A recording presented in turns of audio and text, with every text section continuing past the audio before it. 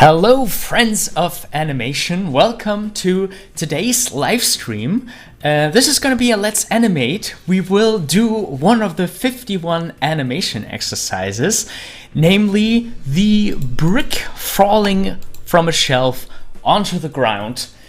And this is an excellent exercise for you if you're just starting out to learn animation, or if you want to rebuild your basics so you have a foundation. So your more complex animations can be even better and smoother. And yeah, please let me know if everything is working, if you can hear me fine, if the music is too loud or anything like that. Sorry, I had a little bit of technical difficulties, but everything should be fine now. And yeah, I'm ready to animate and show you how I approach this exercise. And yeah, if you guys like it, we can do stuff like this more often. Namely, 51 animation exercises. We have a bunch to do, a lot to do until we made our way through all of them.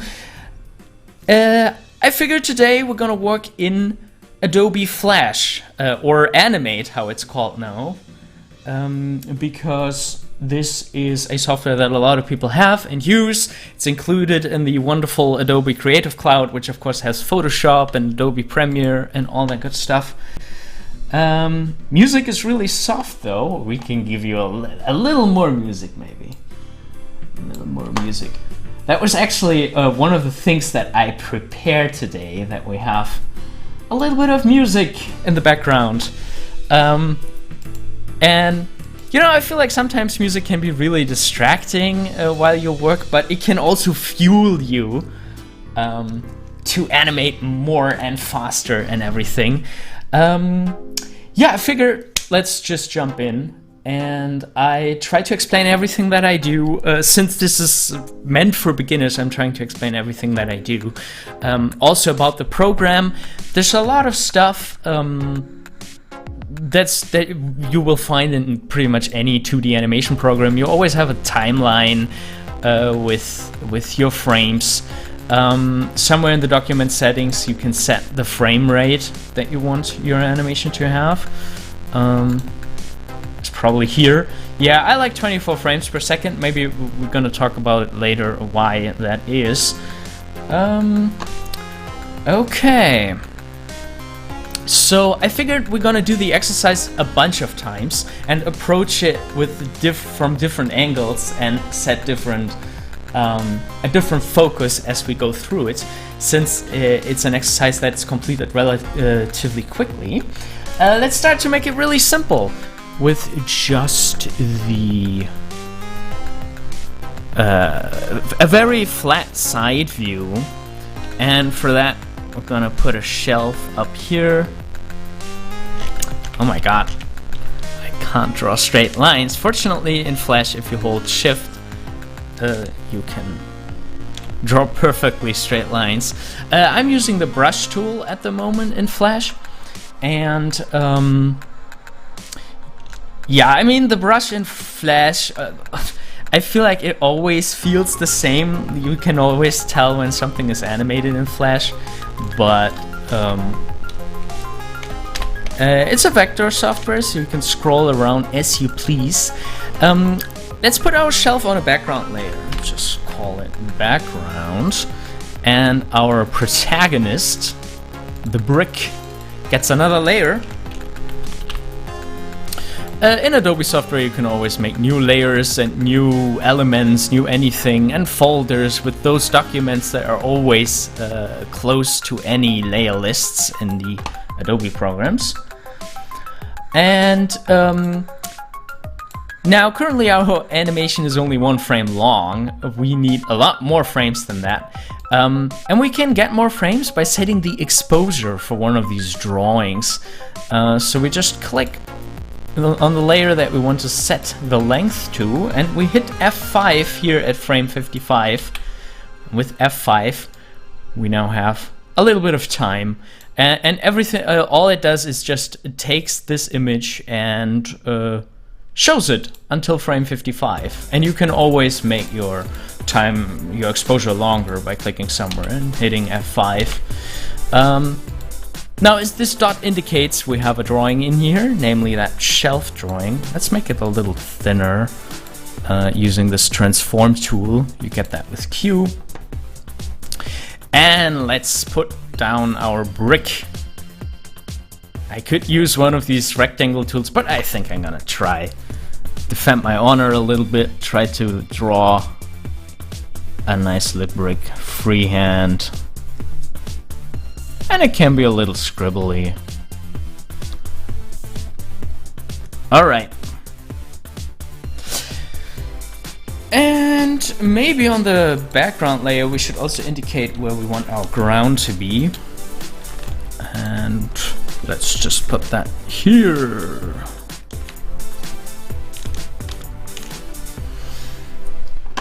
Just a bunch of different line thicknesses. Oh well, but the most important thing for this exercise now is the timing. This is not the approach where we want to make it look good. We just want to understand now, how does a brick fall and what can we learn for our animation skills for that. And I think one of the reasons why this exercise is needed besides the bouncing ball, first of all, there's a lot of stuff that is similar to the bouncing ball. We would start up here with an ease out of this keyframe, meaning we draw a bunch of frames that are very similar to the first one. And we can do that by clicking in the timeline on the next frame that we want to draw. And we don't want to draw on frame 2. We want to draw on frame 3. We will be drawing on every other frame, because otherwise you become insane if you try to draw on ones. Yeah, drawing on ones, sometimes it's necessary doing very, very fast motions. And what you could do is you could just copy these lines. You can actually do that also by, instead of hitting F7 for an empty frame, you can hit F6, and then you have a new frame that has the previous frame copied in there, and that is a brilliant way to cheat. First, let's lock our background layer by clicking here, and so we can just grab this. And this is actually one way of doing it. We could wrap it in something called a symbol, but for now let's just work with the pure lines here. And what we're gonna do is we're gonna do an ease in, meaning an ease out of this position, meaning that the frames at the beginning are always very similar, just the distances, the spacing between those two lines, the lines from the previous frame and the lines from the next frame, being very small at first, and then getting bigger and bigger and bigger. And this will give us the impression that the brick is catching up speed as it's giving itself over to physics. And yeah, we can continue like that. Just make a duplicate of this frame by hitting F6. And we can open the onion skin. That's something that you can switch on and off here, so you see the previous and the next frame. And again, with Q, we can put in our next frame. And as you can see, the spacing between the two frames, between the frames, gets bigger and bigger. Put in the next one, and so far this is something that you also have seen from the bouncing ball. You know, this is exactly how a bouncing ball would behave at the top.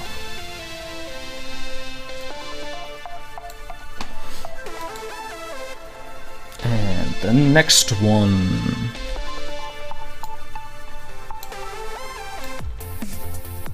Yeah, and with spacing like this, you always need to be careful that the spacing should always be growing bigger. If you have a frame in this like that, that is very unnatural, because it looks like for some reason it's stopping again. We don't want that. We just want it to fall more and more. Now, we already run into something where we can see how this exercise is different from the bouncing ball. Namely, the pivot of this brick is really important. At first, the pivot of the brick is exactly here. You see that? It's pivoting around the edge there. And now it can no longer rotate there because the shelf is here. The shelf is just gonna let it go straight down. If we make a new frame with F6, it has to pass this first. And I think now we could claim that it's no longer rotating around this point here, because if it would do that, it would look like that. Now the rotation center is more in the actual center of mass of this object. And this is the tricky part of this brick exercise, that this pivot point is constantly changing. And this is also what's going to make it a little difficult for the people working in 3D, because by default a brick or any object in 3D only has one pivot point, and you need to find a way in 3D how to handle that without counter animating.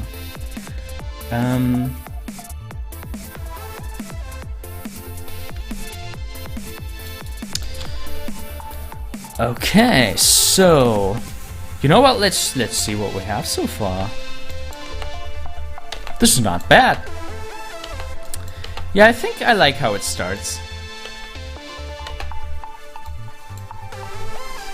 Okay, there are a couple of questions in the chat. Let's bring one up right now.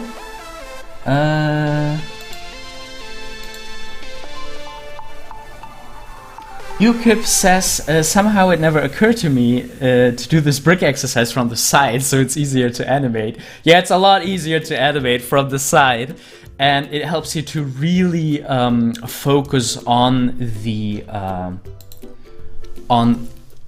speed, on the spacing, and the timing, and the stuff like that. And later on, you can do it in perspective for some extra challenge. What software are you using for this? I don't recognize it. Sergio, it's Adobe Animate, and this used to be Flash. They just changed around how things look. I think the timeline didn't used to be down here. I haven't used Flash in a while, or Animate, but yeah, besides from the look, it still feels very familiar to me. I was using it when it was still called Flash.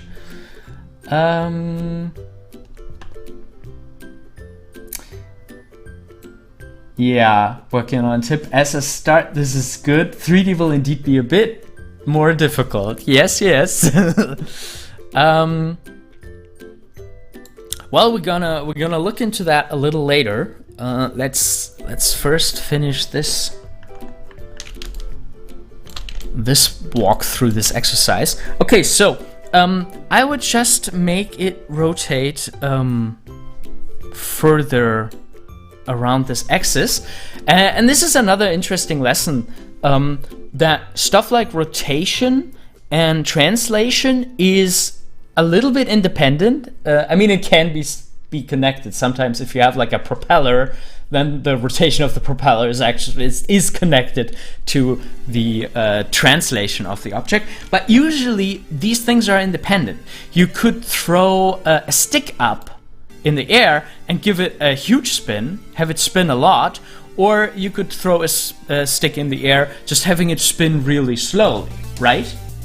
And what we need to do, we need to preserve the rate that this brick is rotating from the initial animation that we did. In order for it to look natural. You know, if it would already be rotated, like if the last frame that you see wouldn't look like that, but would look more like this, then the brick would have to rotate a lot faster now on the way down. Does that make sense? But since we started the rotation a little slower, we're just gonna do it like that.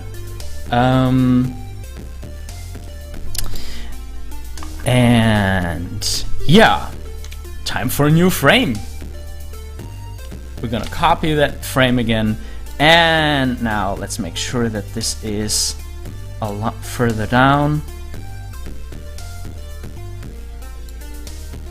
Yeah, maybe like this. Okay. So personally, I don't like it at all if the next frame, the frame before the impact on the ground, some people put in a frame like that here first, and then the next frame would be the impact frame, and I don't like that at all because I want the impact to be as strong as possible. So even if you're like calculating how the brick is falling, there are formulas, we have a bunch of tutorials on the channel about that, where you could actually calculate the position of the brick. And you know, if the calculation would turn out for the brick to be like here, I would say don't do that. Don't do that, because it will make it looks like an ease if you now would put the next frame to be here. You see that? Because they are so similar, this looks like they like it's slowing down. But we don't want that. We want a very immediate, direct impact. So let's actually have this to be our impact frame. And yeah, now something interesting is happening, because the one part of the brick is already here and came completely down to a stop. Now we have to think about what happens at the impact, and that is actually the big question. When you animate a bouncing ball, you don't tell what kind of ball it is by the way you animate the fall. The thing that tells you what kind of ball it is, what kind of material anything is not the fall, it's the impact. It's how the material, the object, whatever, handles the impact. This is your chance now to define this object. And there are a bunch of different options that we have. If you would have a rubber anything, a rubber brick, the way it would deal with that impact, well, actually what it is dealing with is the brick comes down with a certain energy level, and when it hits the ground, it cannot further use that energy for falling. It has to put that energy into the ground. And then depending on the material the ground is going to give the material back to the object. And an object like a bowling ball has very high inertia and says like, no, I'm not gonna take any energy back, and the bowling ball is just gonna stay on the ground, and the ground has to deal with the energy by breaking or, you know, something like that. Now in case of the brick, I think the brick should get a little bit of force up, because it hits the ground is giving energy back to this corner. So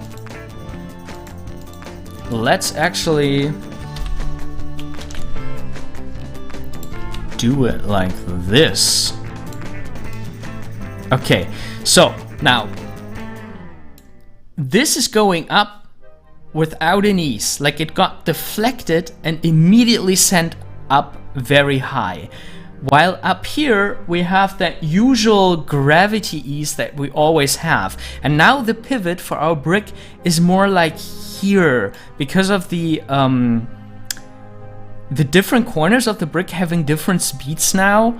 The pivot of the brick is more like in the lower half, and it's gonna come to something like this. Now we kind of want to have an ease here. You see how this is the pattern of the bouncing ball? like it came to the ground, it bounces up a little, and here we have the upper half of the bouncing ball where it's easing into coming down.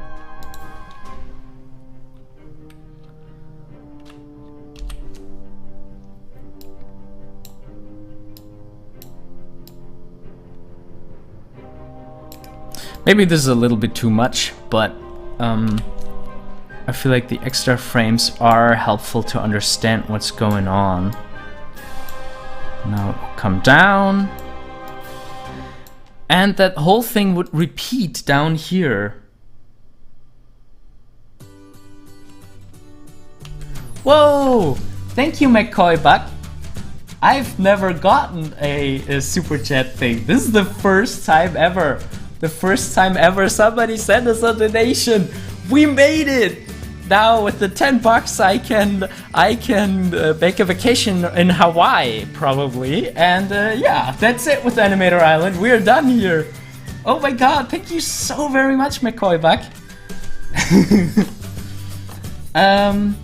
Yeah, now it's only fair to also read out your comments. I saw them. I just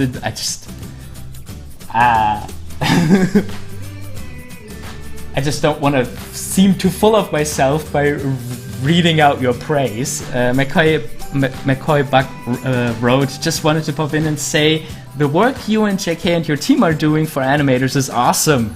I've literally binged almost all your videos last weekend on your channel.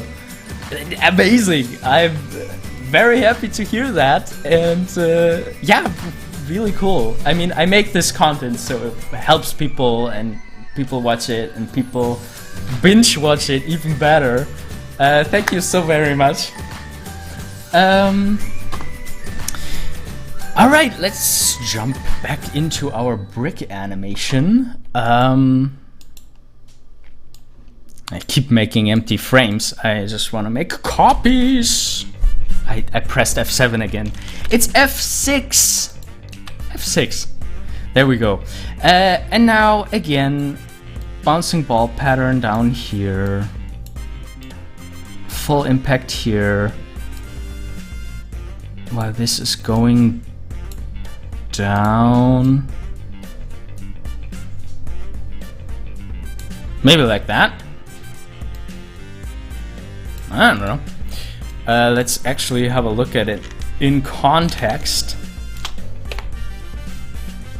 Yeah, it's a bit slow down here, but I think I'm gonna leave it for now to prove my point. I really do like that the rhythm is a little mixed up, that the fall is very, very fast. And then down here, you'll probably omit one of these frames. Probably that one.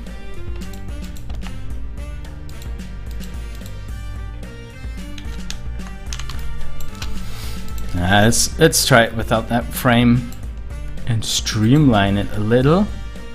You know what? Let's already put that one here. Okay, and now same thing here. Now that other side, the right side bounced up and the left side had no choice but to go into the ground. And that's why sometimes when something falls to the ground, like a coin or something, or a stick, you can have this pattern where it just reverses. That's because the ground keeps always pushing the other corner back up. That's why it's doing this kind of pattern.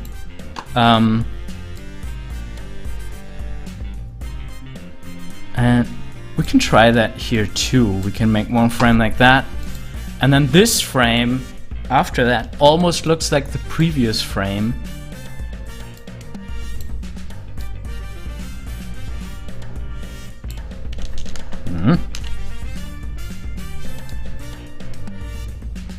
Like that.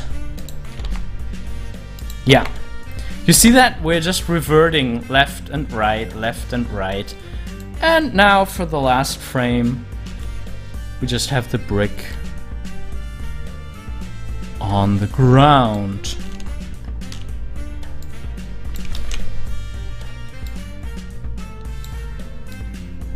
There we go.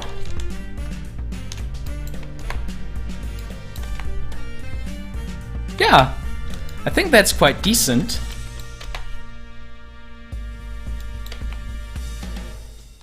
Yeah. I think I like it. Okay, what do you guys think?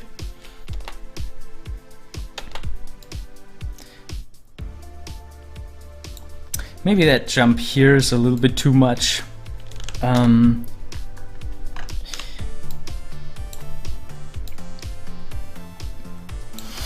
Another way to do this better, of course, is always shooting reference. Because if you can see what a brick is actually doing in reality, you're copying with all the right properties.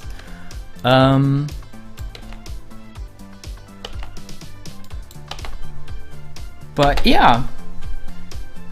Okay, so this was just 25 minutes, and in 25 minutes we made a very decent falling brick just by thinking logically about what happens with energies, where do energies go into the ground, and which side of the brick is currently the one where the rotation is going around. Those are very important questions to keep in mind for complex objects when you animate them. You have to know, where's the energy currently at? What happens if it hits another object? How do the objects deal with the energy? You know, the energy has to go somewhere. It also has to, either has to go into destruction of one object, or it has to be reflected back into the other object, and the other object has to bounce off the ground. These are questions that you constantly need to ask yourself over and over again. And this is why you do a simple exercise like the brick, so you can do that in more complex in more complex situations. Okay, so I was thinking we could maybe let's do that first. We could try it in 3D now, and for that I'm going to use Blender. Blender is a free open source software, a 3D software, of course, and it is a little more unusual to work with. It's a little bit different than other 3D software, but I mean, for the low price of free, this is definitely an excellent option. It has all the functions that you would have in a commercial animation software, 3D animation software that is. And actually it's starting to have a 2D animation software within it too. We should probably have a look at that eventually. I'm still learning it myself, how to do 2D animation in Blender. But yeah, let's jump in doing our brick and shelf. And maybe let's start by making the shelf. We can just use the default cube. When you open Blender, this is what you're gonna see. Yeah, just in case you don't know how Blender works, I think I'm gonna tell a little bit about how you navigate in it too.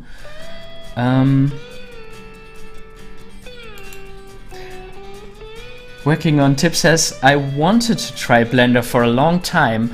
No time for now though. Yeah, well, that's always the problem, right? Now is always a very busy time. Oh, the music is starting and stopping again. That's odd. I hope it's gonna work for now. I have a software that can actually show you guys what buttons I'm pressing. Let me see if I can find that. Oh boy. Okay. The music is starting and stopping.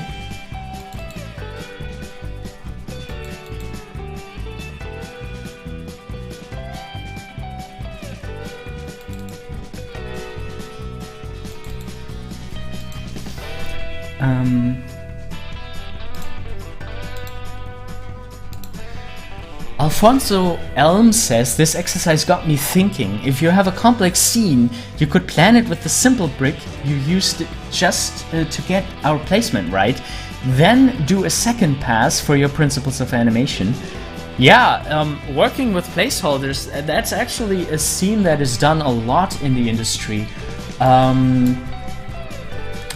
If I remember right, on Big Hero 6, they would do walk cycle tests just with rough shapes. They would just have a big ball bounce to be one character, and a smaller ball would represent the other character and would bounce in a different rhythm.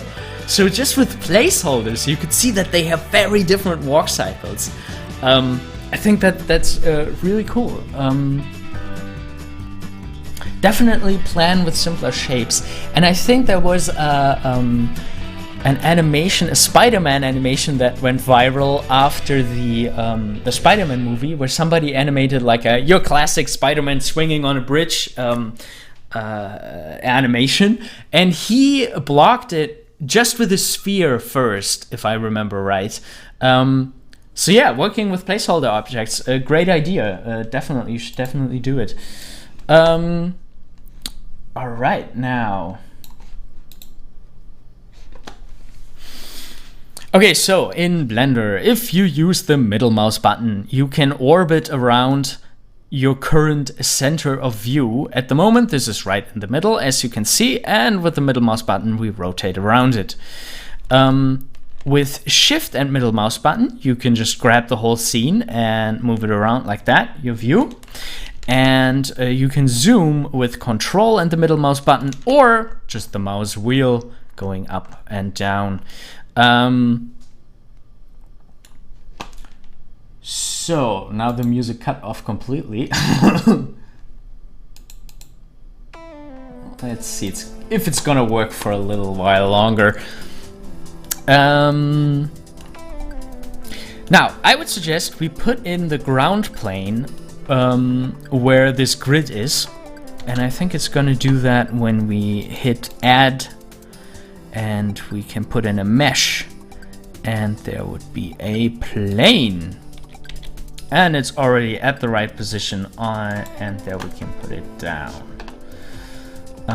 Working on tips as placeholders are important indeed, especially if you have a lot of detail in the background or foreground. Yeah, it can be very, very helpful. And there are a bunch of 2D animators who also draw a lot in their scene, because more and more 3D software also allows you to draw in the software. You know what? Let's put in a wall too. We just with Shift D duplicate that ground sphere, ground plane. Slide it over by clicking on one of the axes, the green one, to slide it over. And we can rotate it. Actually, let's put the rotation, just by holding Shift down here, I can activate more controllers. We probably don't need the scale controller, but location and rotation is definitely very handy to have there. And let's just rotate it over. I think we can also type in just 90 for 90 degrees. And there we have our wall.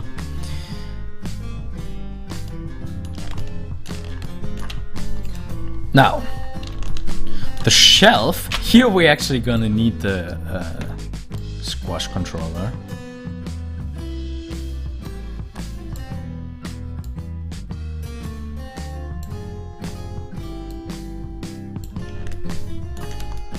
Yeah, I think this is nice. Maybe a little smaller overall. I'm always very unsure of how the scale should actually be in Blender. If in their mind like a unit is a meter or something like that. I think it can really help you if you define that for your project. Okay.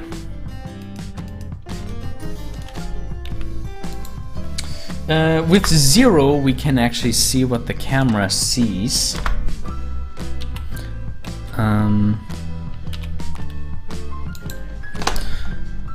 And it actually might be helpful to split our view now. If you go to a corner and you right click, you can say split area. And we can split our area in a bunch of different windows. I like to have a camera window somewhere where we can see how our scene is looking in camera at any time. And up here we could put our dope sheet and curve editor. If you've never seen one of those, we're also gonna have a look at how they work. And here we just have a 3D view where we can actually animate our scene. And now what we can do is we can position the camera in a way that we actually want. Let's put the rotation tools back on. Oh my.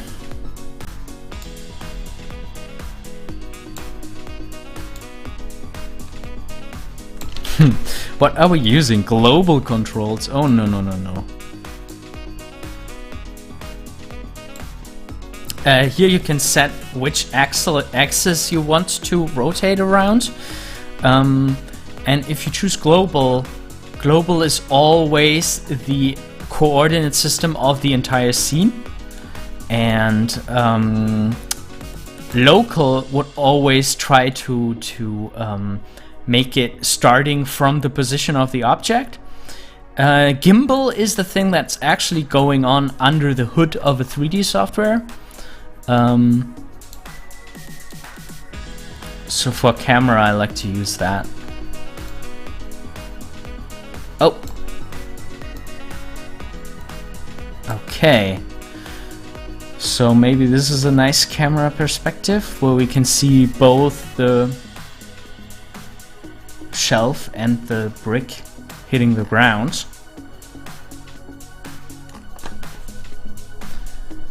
And of course, we also need our brick, our actual brick. And if we hit Add Mesh Cube, it's gonna make one at the position of that cursor, and you can change the position of this cursor just by clicking. Since we're gonna put it onto its place on the shelf, it doesn't really matter where you make it. We should try to give it the right proportions, the proportions of a brick, using the scale.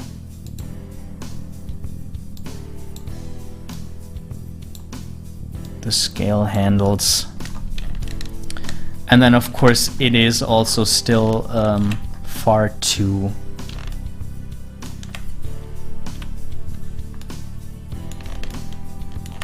big. So if you just want to make the entire object bigger or smaller, you can just hit S. It can be a little longer. Alright, we need to focus around our object. How did that work again?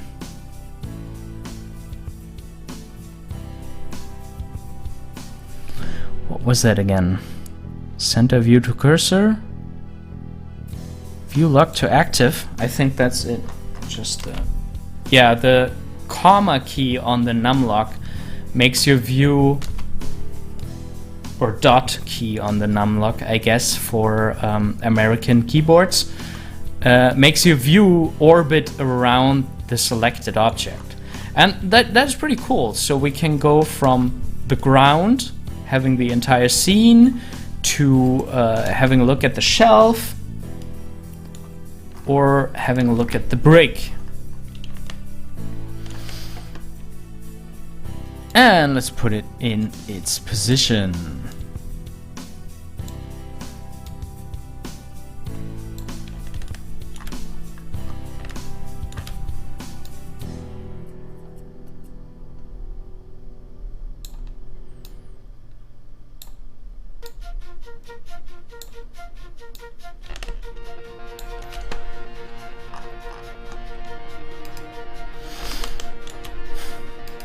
Okay, you select something with right click. I probably didn't say that. Well, we're gonna do more detailed beginner tutorials for Blender eventually. I don't want to say a exact date because I'm probably gonna be busy and not have time for it. But oh well, yeah, as far as plain scenes look, I think this is a good start. We can always make it more beautiful later on.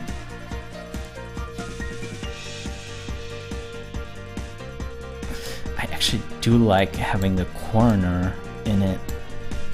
Maybe let's put everything over.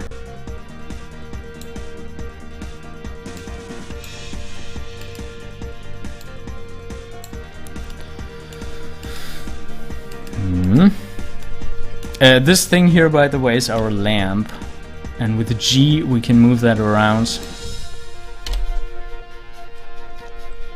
Okay, this is good enough. This is just an animation tutorial. You should go to another channel for lighting and compositing because I have no idea about these things. Okay, so now we actually are going to run into the problem that I talked about earlier. By the way, I hit on the num keyboard, I hit the number 1. Now we have a nice little side view. Now we will have the problem that I talked about earlier. If we rotate the brick, it's gonna rotate around the middle point here. And that means it's not rotating around the point where we need it to rotate around. We need to rotate it down here. And there are a couple of ways of doing that. Like one way would be if you set your pose, you would just rotate it and then put it at the right position. You know, to be here, so it looks like it's rotating around this point. The problem with this is it's gonna make your curves very, very messy. And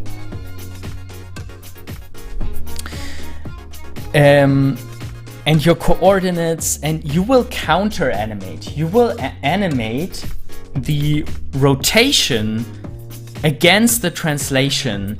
And if you change anything, if you change how fast it rotates, then you also need to change where it is positioned, you know?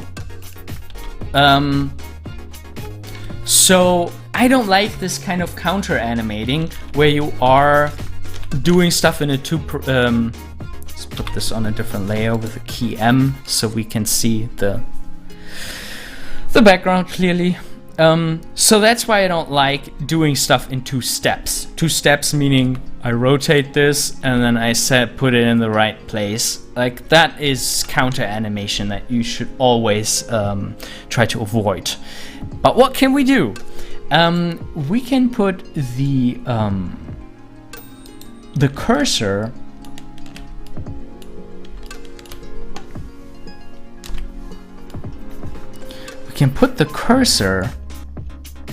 with the left click around the point that we want our rotation point to be.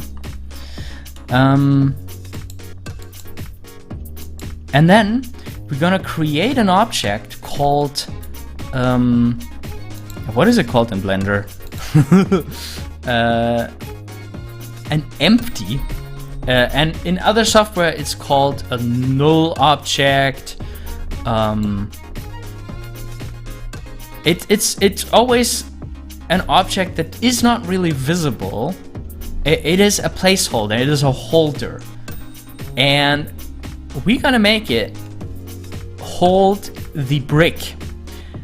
And we do that by selecting the brick, then selecting the object and hitting Ctrl P, which is setting a parent. Now the axis is the parent of the brick, and the brick is the child. following whatever the parent does. You see this? This is exactly what we need. And the cool thing is you now can change the point that your brick is rotating around. You can make it fall, and then when it starts falling, you can continue to rotate it with the other,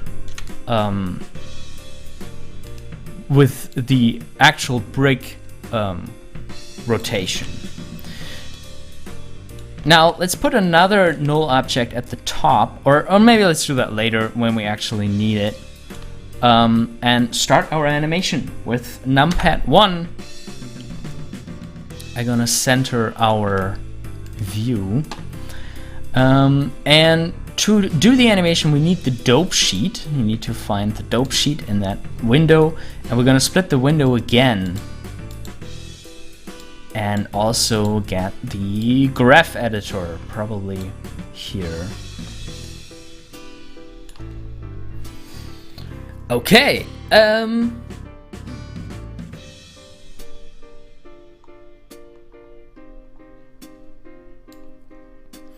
Now, let's start this at frame 1, because I don't like stuff starting on frame 0. And let's just key the rotation by hitting I and then choosing rotation. And we just set a keyframe for frame 1, meaning that the software stored the position, the rotation values for frame 1. And let's make a very slow fall, maybe like at frame 11, maybe?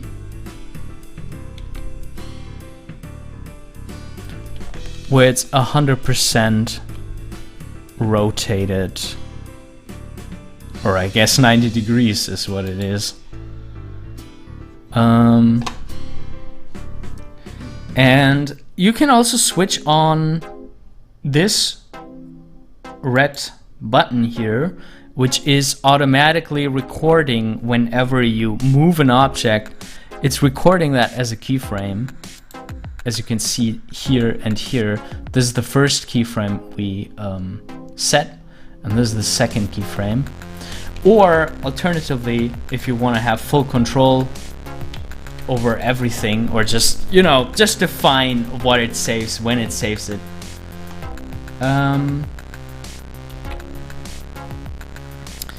And you can hit rotation to set the keyframe. There's a question from Jan William van Dronkelaar.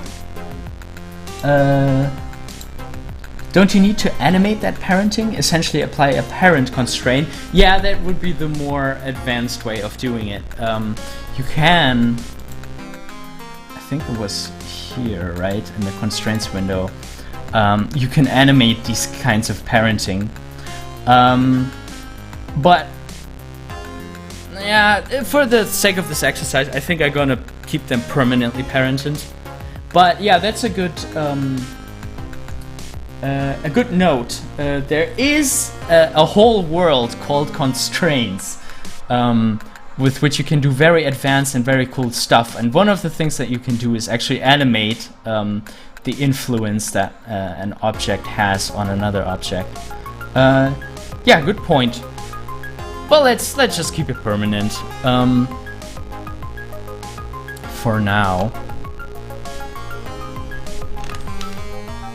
Oh, okay. So what was I doing? I was setting a keyframe, but I didn't rotate the object.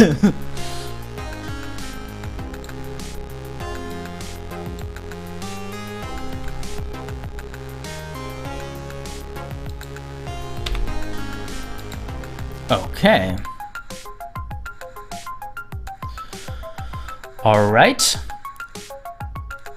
And now we can have the brick actually fall. Since we're never gonna use that rotation, are we gonna use it again? We're probably gonna use it again. So let's have the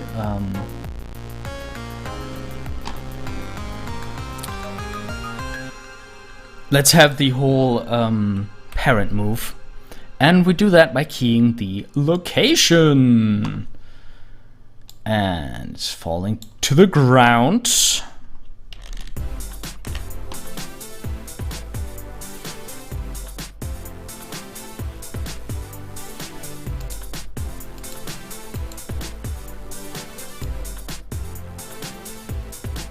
Okay, the exact position we have to look up, since we're now going to do the rotation. I think I'm going to switch on auto key, because otherwise I'm going to forget one of the keyframes. And, you know, at the moment, I would really only work with those very defined corner points of our animation. It is looking very mechanic right now, like a robot arm is turning it first and then it's falling. But this is exactly the way I need it.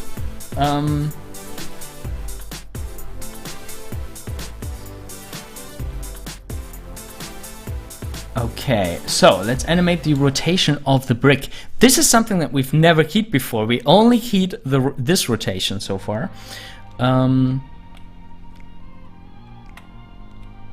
So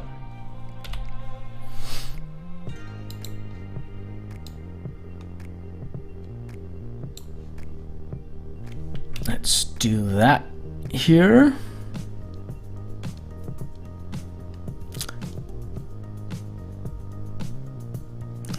How should it hit it? Should it rotate like that? Yeah, I think this is nice if it fully rotates.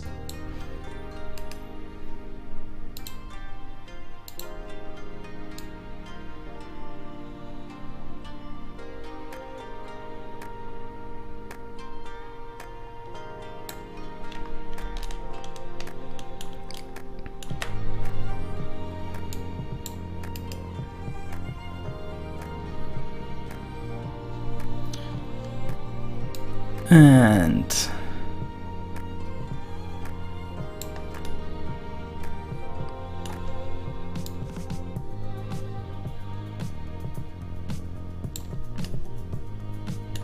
yeah, I think that's it. Okay. There we go.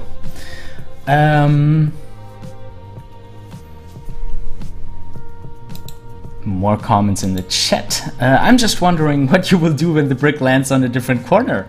We're getting to that now. I'm just gonna make another null object, another empty at that position.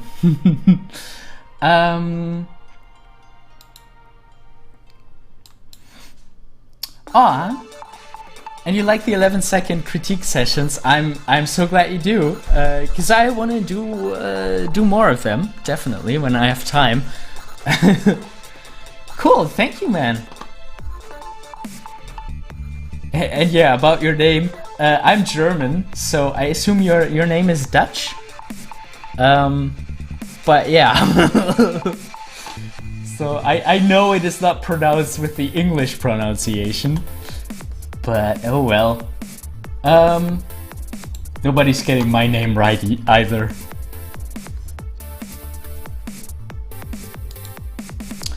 Interesting question from Sukfir Dillon. You see, there it goes again with the names. Very difficult, always.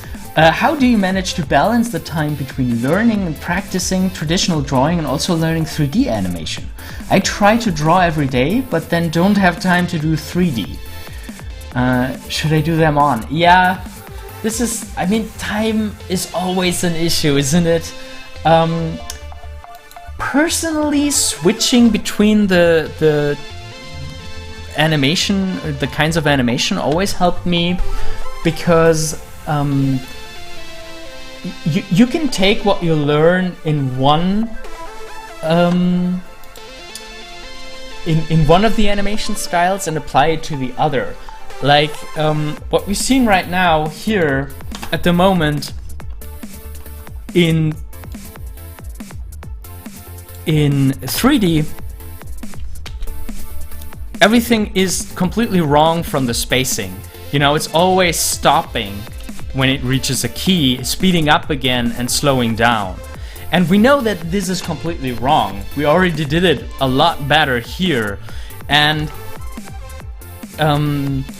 we can use what we learned in 2D to apply it to 3D, you know, because of the 2D exercise, and you can see it in the onion skin. In 2D, it's really easy to see how the speeding up and speeding down of things go and to experiment with it.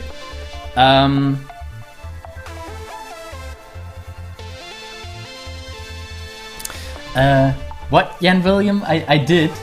Jan Willem van Dronkelaar.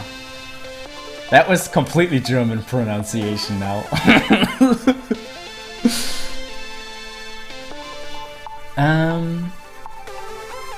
But yeah, I think I made it a rule on Animator Island that I'm Americanizing every name now. There are a lot of people from India now, and I'm completely butchering their names. I'm so sorry. But yeah, finding time to learn two animation styles can be very, very tough. And if you have a schedule, like, or a practicing habit, I would just try to alternate. I would just, you know, schedule that 1 week you're doing 2D, 1 week you're doing 3D, if it's just purely practice. And another thing that you can do is you can also switch projects. Like, especially when you're still in that education context, especially if you're still learning, you can always do one project you're doing 3D, another project you're doing 2D. Sometimes you are helping someone, sometimes you are making your own project in the animation style that you feel the most comfortable with. And it gets a lot more tough when you are actually working. I know that. But eventually I can really recommend just having a look at all, as many animation softwares and approaches as you possibly can. Okay, so my genius plan is just to add another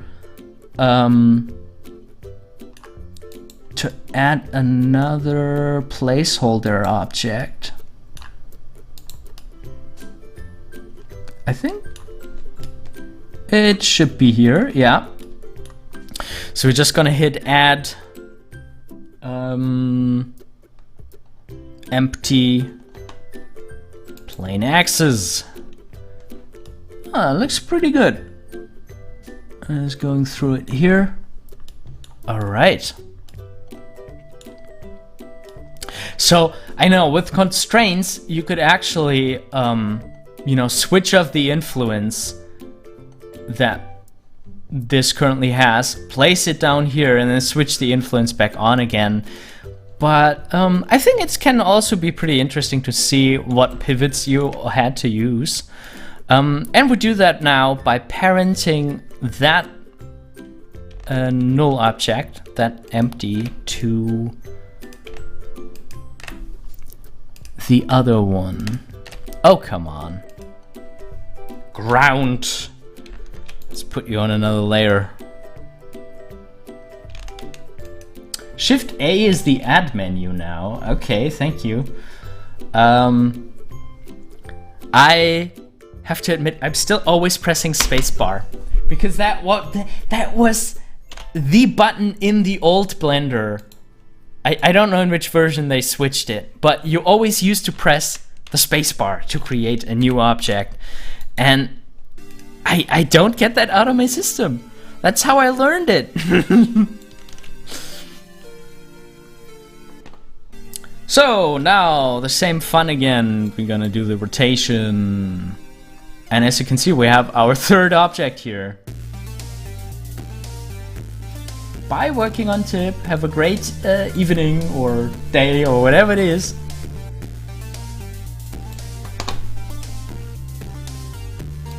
All right.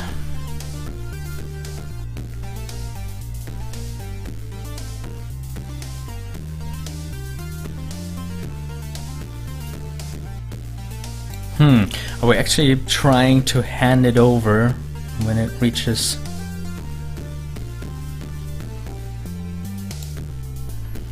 down here.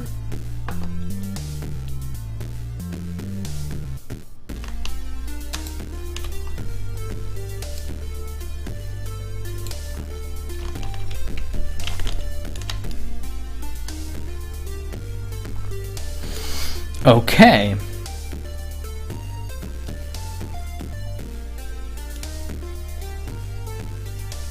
Now let's put another empty down there.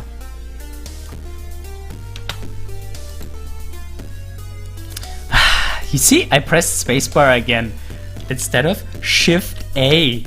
Ah, what a nice new menu. Plain axis.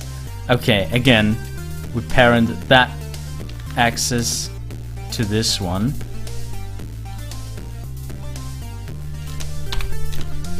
There we go.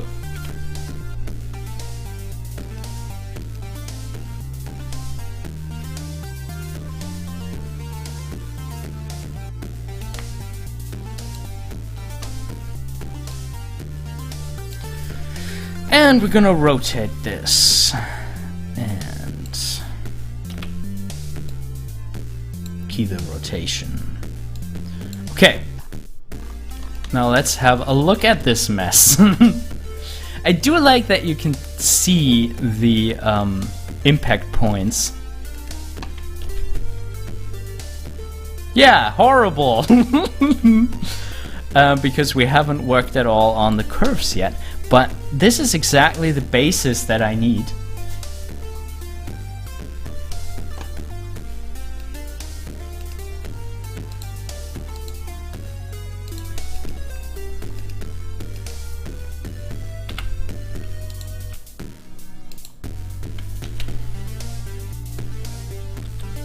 Okay. Hi, Bimo.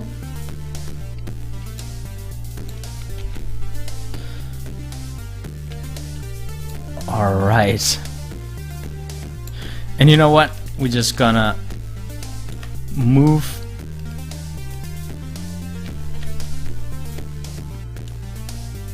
it back. Where's that last axis? Oh, it's here on another layer. With M, we bring it back to layer 1. Okay, I was wondering where that went. Okay, so we have that here. And the timing and everything is not final at all. Just gonna move that back into the ground. And now we just see how we can turn that into something decent. Now, the important thing is that we really need to think about the parts of the animation where we want the ease to happen and where we don't want an ease to happen for different reasons. Now we have two reasons why we don't want eases to happen. And in the previous 2D animation, we only had one reason where we didn't want eases to happen. In the previous exercise, in the 2D exercise, it was pretty clear. Like, whenever something is in free fall, it doesn't know that it's gonna hit something, it doesn't slow down. That's why there's no ease, you know? It doesn't slow down before it hits the ground, it has no reason to slow down.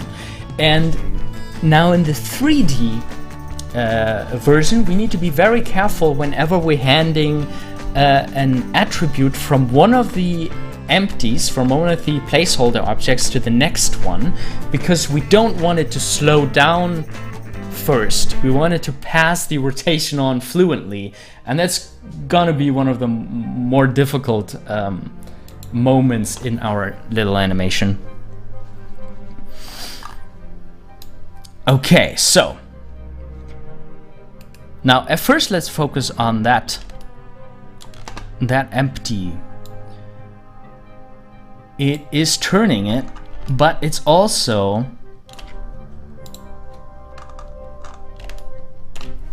where is it? It's also slowing down again.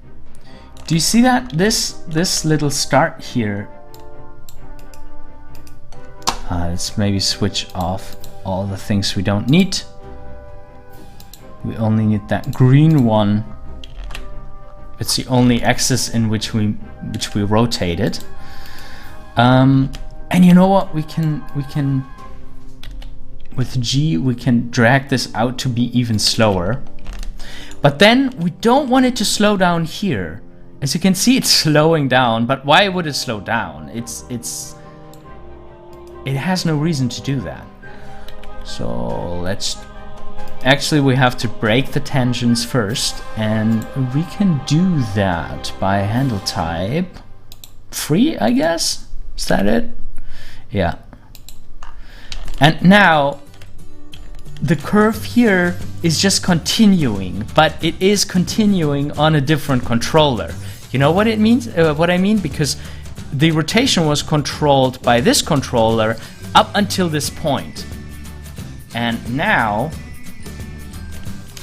here another controller is supposed to take over, namely the brick itself. And the brick itself here has another one of those eases here that we don't want. We have to change the handle type to free, so we can take that handle side and just have it continue to rotate.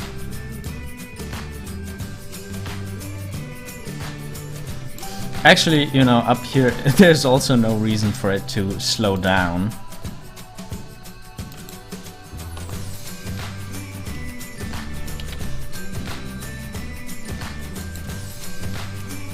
It could actually speed up a little. Actually do.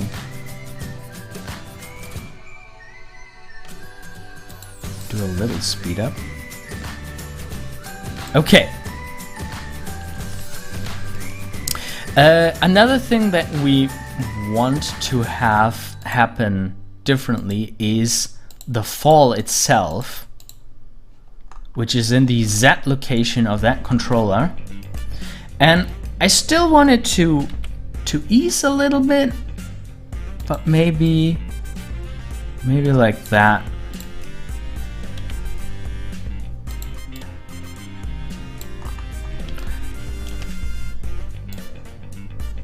And here we definitely don't want an ease to happen.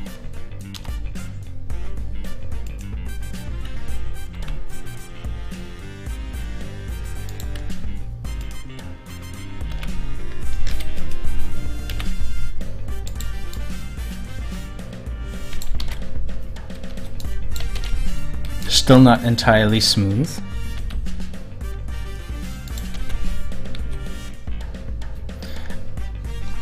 What we can also do, of course, is to just change the timing. With A, you can select and deselect all the frames. And with B, we can draw a nice marquee around the dope sheet summary, which is selecting every keyframes below it. And with G, we can move it around.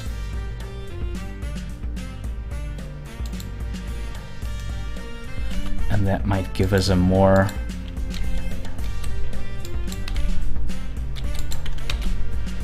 yeah.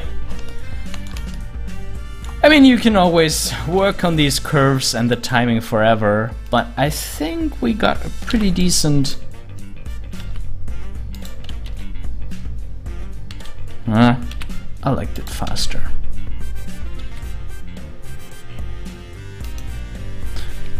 And this could actually be a little, like the whole first part could happen a lot faster.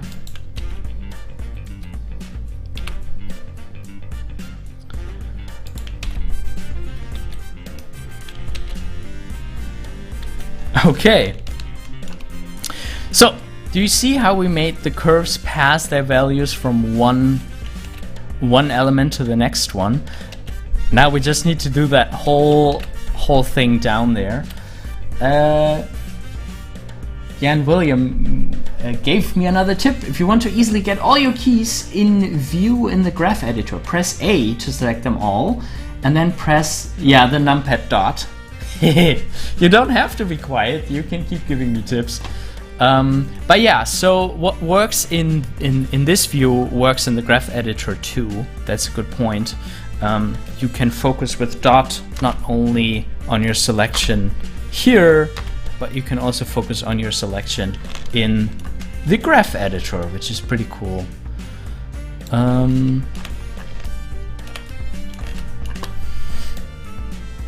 Alright, so same thing down here. I think we made everything having a nice big spacing.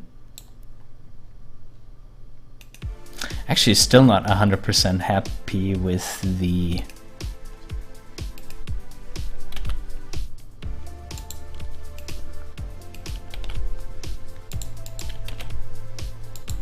Yeah, that's better.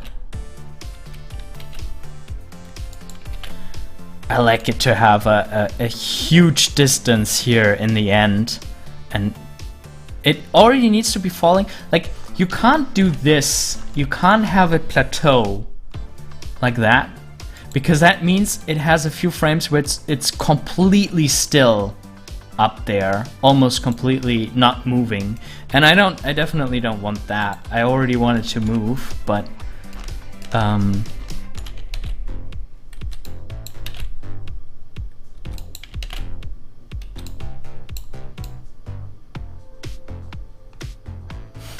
the rotation is definitely changing speed.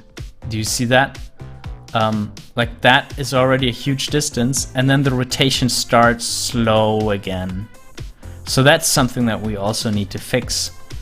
The rotation can also be already be a lot faster. Yeah, let's try it. Hit the dot.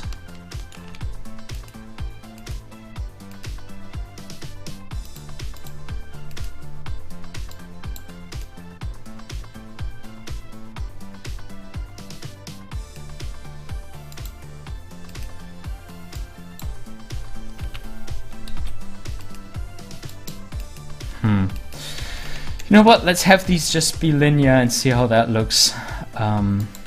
Key interpolation type, I guess.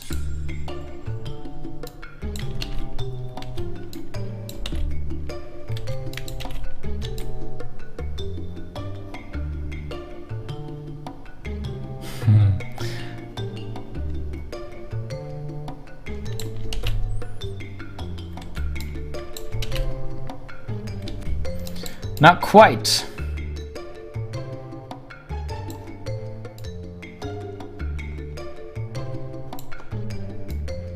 Do we have time to rotate 2 times? No, we don't.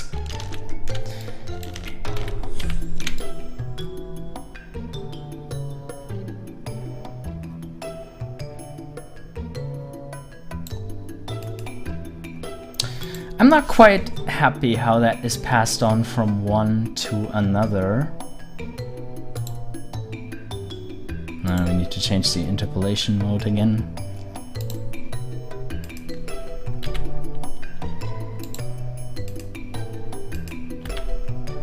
Maybe have a little bit of a faster rotation.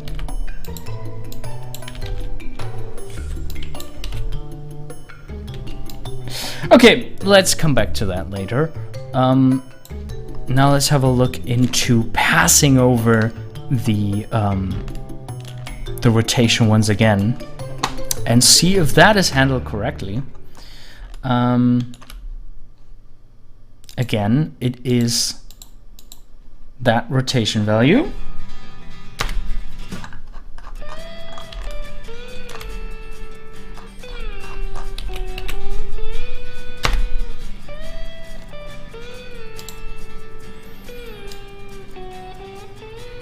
And yeah, this time we can have this little plateau here, because it just came to a stop. Like, it doesn't really happen in reality, but we can claim that everything came to a little halt down here, and then we have what we had up there, a very slow ease, and then there's no ease because it's just going flat into the ground. Yeah.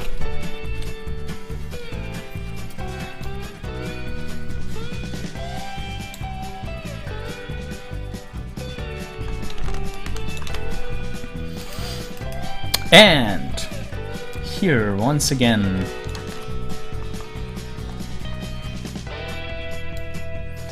Now, this time we have it the other way around because we have a bounce.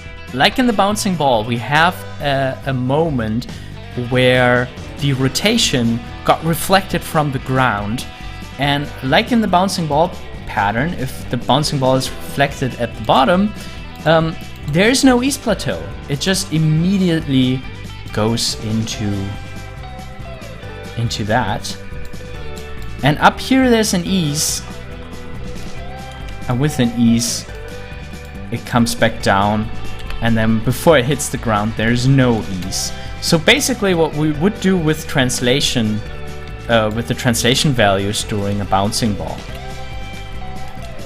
we could actually stress that even more. All right. Now, you could probably work forever on the timing of the single frames, and if you are doing this exercise for the first time, I would highly encourage that you see what happens. What if I make the fall longer? What if I make, if I change something about the way it rotates at the top? That is something that is easier to do in 3D than it is in 2D, because if we want to do this exercise with different parameters in 2D, we would actually have to go in and, we can't just add another frame because all these frames are in a certain pattern and a certain ease pattern. It's very difficult to just add frames and change the timing and try new things.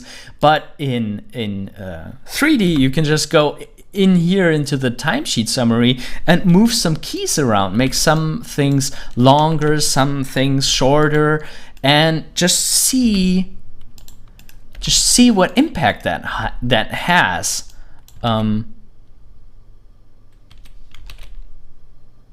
Yeah, overall, I think it could all be a lot quicker.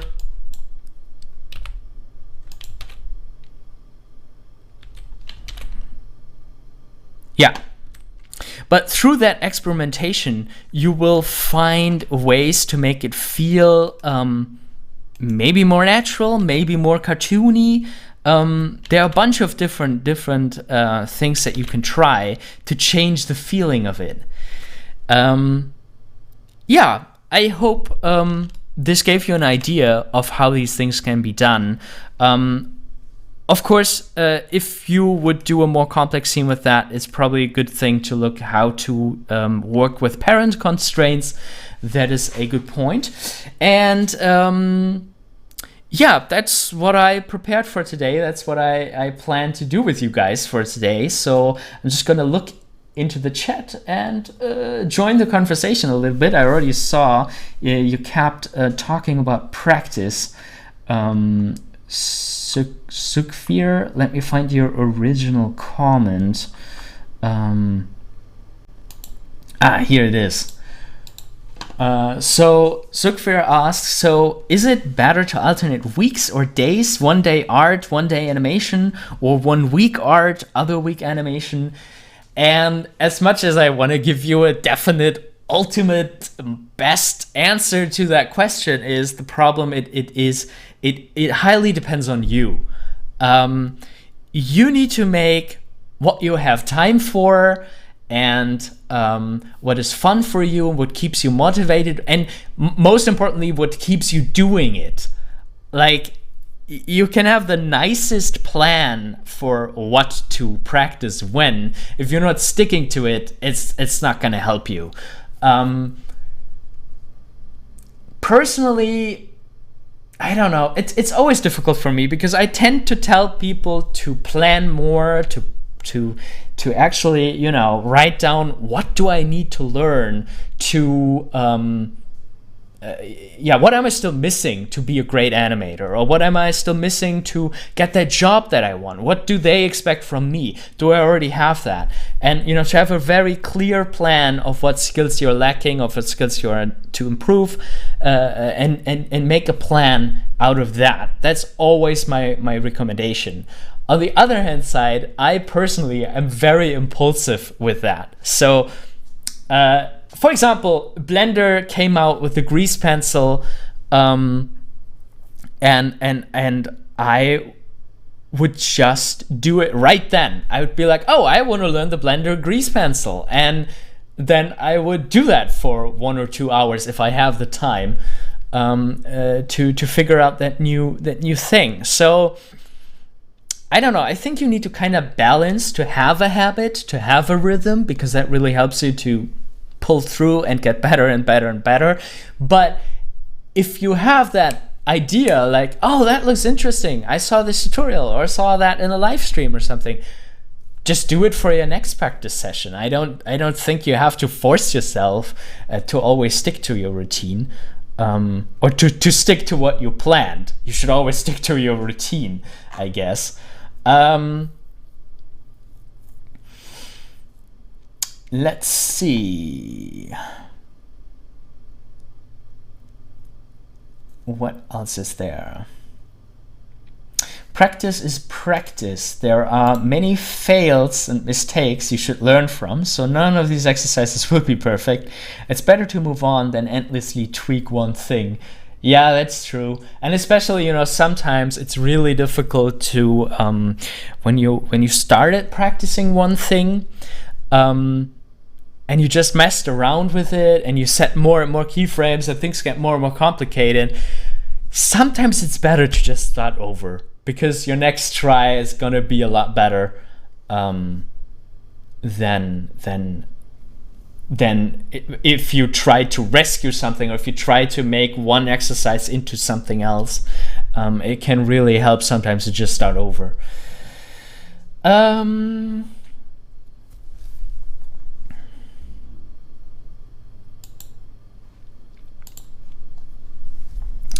Jan William asks, do you feel there is a chance to get a job as an animator when you're 40 years old as a career switch, assuming you have a decent animation reel, of course, but without actual work experience?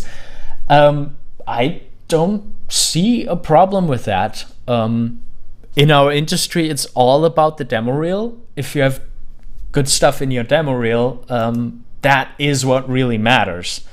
There's another question. Yeah, is being over 30 too late to break into the industry? And I would say no, because when you apply, people are mostly going to look at your demo reel. That's what counts. If you can promise an animation supervisor or a director, I can do this kind of performance, you will get hired if the director or the animation supervisor or whoever hires you believes that you can do this. Like, that's the only thing that matters. And that was the only thing, like when I was selecting animators for a project, I've done animation supervision a couple times, we just look at the demo reel. We don't even know how old you are. Like, we don't know until we have hired you. I mean, I guess it's probably in the resume, but I actually would say if you play your cards right, you have an advantage, because whatever you did before animation might help you in your animation job. If you've done any work in a company, anything with project management, that is great. There are a lot of animators who come from the field of art, who started animation from college, and all they've ever learned is art, how to do art and be artistic and be creative. But what you need in a company, in a production, is people who know how to plan their work, who stick to schedules and deadlines. And in my experience, people who had a different job before they became animators are a little bit better with that. And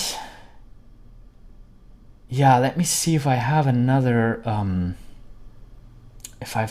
thing about this to say. I gonna add stuff if I have more about this.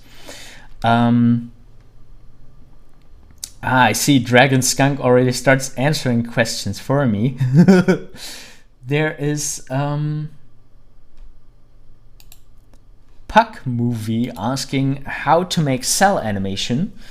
And Dragon Skunk is already answering correctly. Cell animation is drawing on a clear, transparent sheet and layering it over others. But this is antiquated now, with PC simulating layering effect for you. Yeah, why do you want to make cell animation? Would be my question. Because yeah, you make it by drawing on transparent sheets. That's how you make cell animation. But then you still need a camera set up. You maybe need glass plates to put your transparent sheets on, and yeah, you need a camera up there to take a photo of it. And this is how they did animation in the Disney days. But nowadays the digital technology really speeds it up. Jan William says, I'm a software developer actually, and I've done 3D as a hobby for a long time. Cool, that's really cool. Animation is a relatively new passion though, but something I really want to pursue. Yeah, go for it. I'm a software developer. The thing is, if you can write scripts, you are a god in the animation world. because animators usually, I mean, you saw it with me with the constraint just now. I didn't use the constraint because I was like, I have to click more buttons. It feels a little more complicated. And I feel as a software developer, you don't have that fear from the complicated, and you might actually have some really good opportunities to just go and hack something into a script editor, building interfaces, constraining stuff, values together to other values and things, maybe even programmatically, can help you so much in 3D animation. And then what's always in demand also is people who can rig and also animate, because as a rigger who also animates, you know exactly what the rig needs to be able to do, but you are also a rigger, so you can put all these functions that you want in it. And for me it's always like, oh man, I wish my rig had this, and I'm not good enough to add any functions in my rigs. Like sometimes I try that in 2D. I'm actually pretty decent at rigging, but in 3D I'm just it's a whole can of worms for me. I'm making you explode from enthusiasm. That's the plan. No, really, go for it.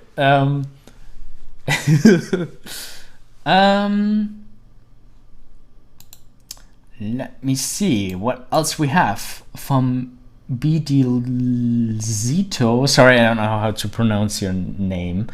I got to work on a TV show a couple years ago, but I've had trouble getting back into a similar project. Any advice? Yeah, I mean, keep applying at studios as much as possible. Go to festivals where you can run into recruiters. Many festivals and conferences actually have recruiting events. It's not the easiest way to get into a company at a recruiting event because there's so many other people trying the same thing. It's always better to go through, if you already have a contact to the studio, in another way. But yeah, just keep applying and keep refining your demo reel if you feel like that might be the problem.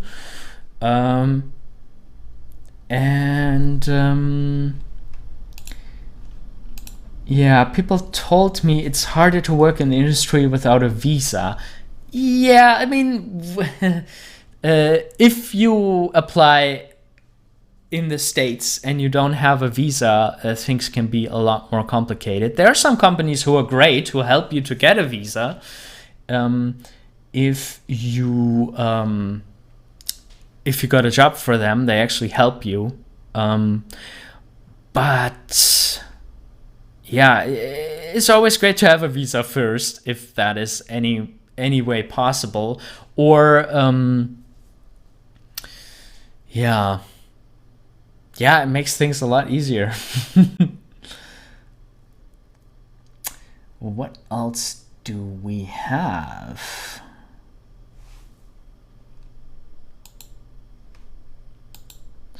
Talk about portfolios for animators. Well, the biggest piece of portfolio is, of course, your demo reel. And I think on Animator Island we have a pretty complete article about that.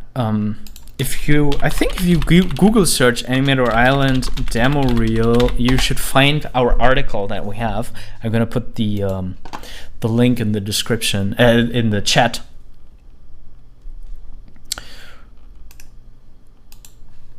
Let me see.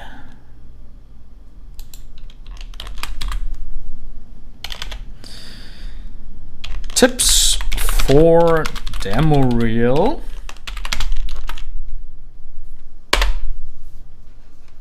There we go. And this is just an article. This was before we started with all this video stuff on YouTube. And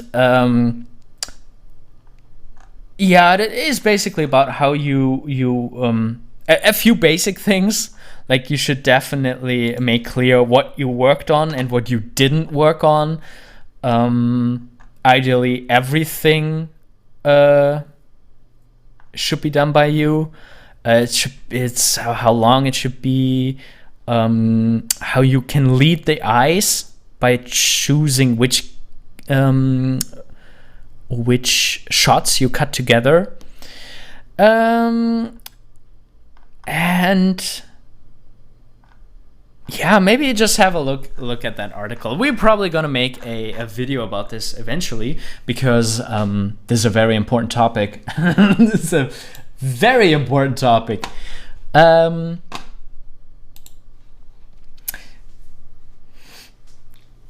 And yes, what else? Demo reels. We might do another demo reel critiquing live stream.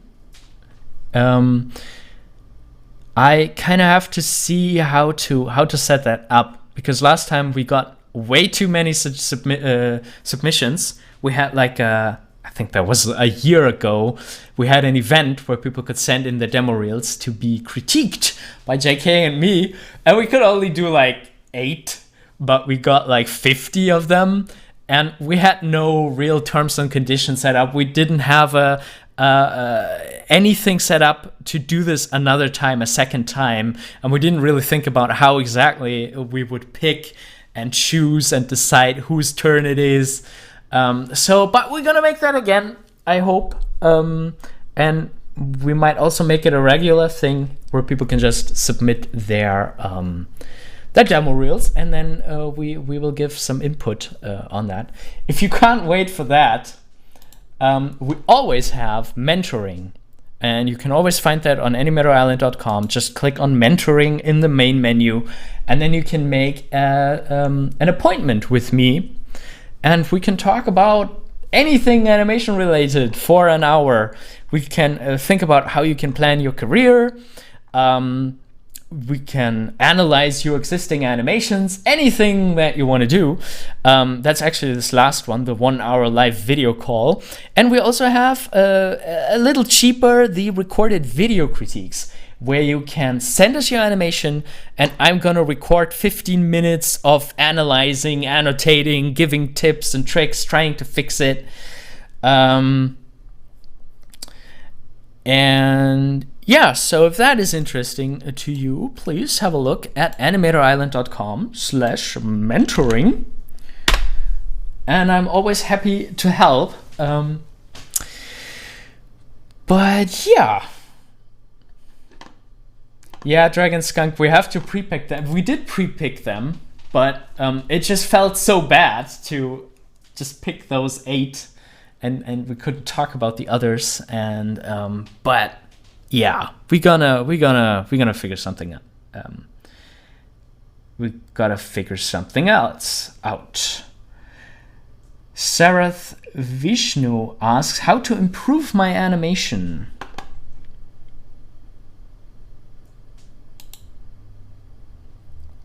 Oh, before we do that, let's first of all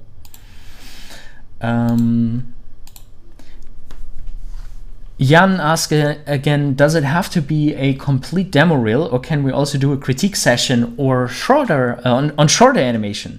I think that would be way cool. Yeah, it can be as long or short as you want.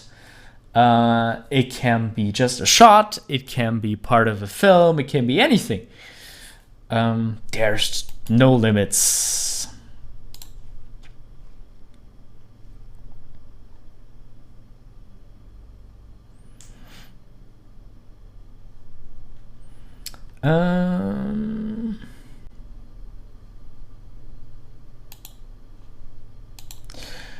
How to improve my animation.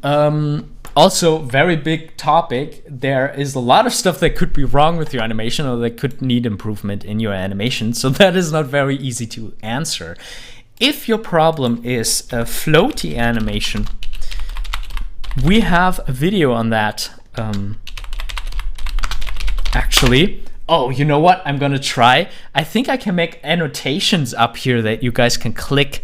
Let me see if I can. Well, first of all, I just put the link in the chat.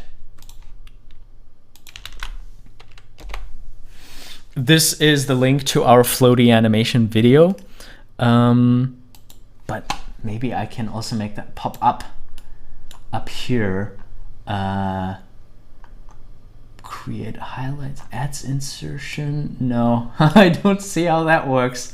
Cards. Yeah, we have a video about how to get rid of floating animation.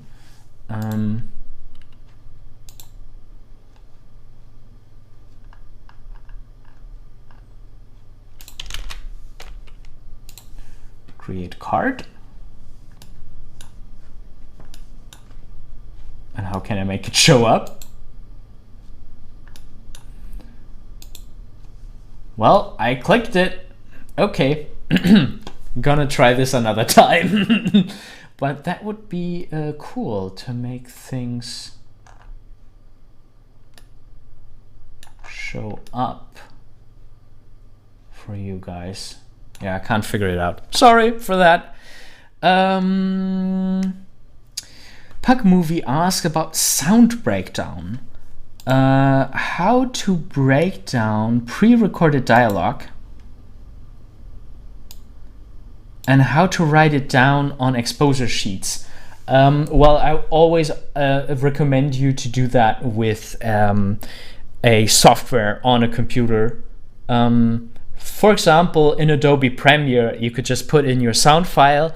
You can switch Adobe Premiere to show the time in frames. If you click on the time code on the area under the video window, there's a time code. You can right click on that and set Premiere to show frames.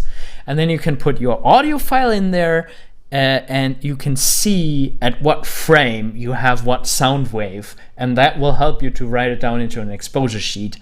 So I'll definitely do it with digital help.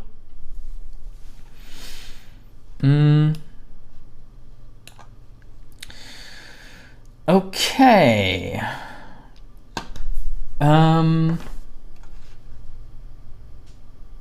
We could actually make a dialogue shot. Like at one point, we're probably also gonna advance in the 51 animation exercises, and we're definitely gonna do a dialogue shot too at some point.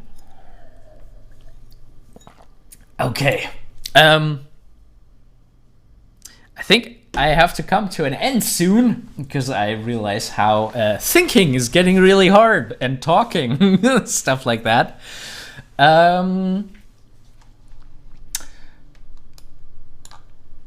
Yeah, Jan, if you want to do opening, mentoring in Blender, I can do that too. Just so you know, I'm very focused on animation in 3D.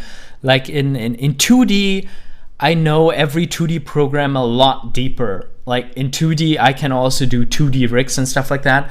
In 3D, I can only animate. I can only help you with the animation performance to make a more believable, stronger performance. And I can occasionally give you some tips on how to do something in the 3D interface.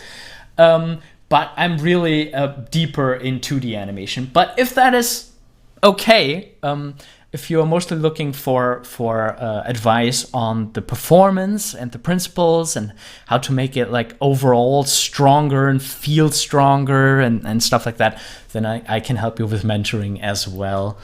And yeah. Okay, thank you guys so much. This was so much fun hanging out with you in the chat. Actually we got some decent animation done, I think. We really did. I do like the brick in 3D as well.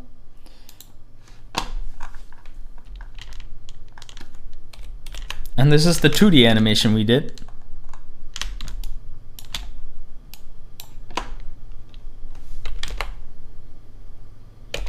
Quite nice. You know what? Let's actually try some speed lines.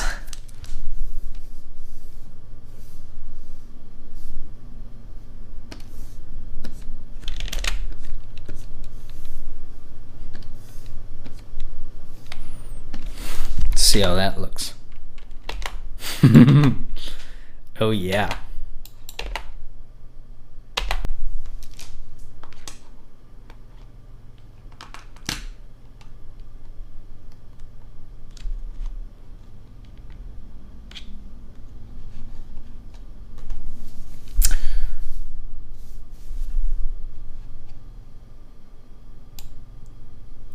Oh, that's what you meant, Jan.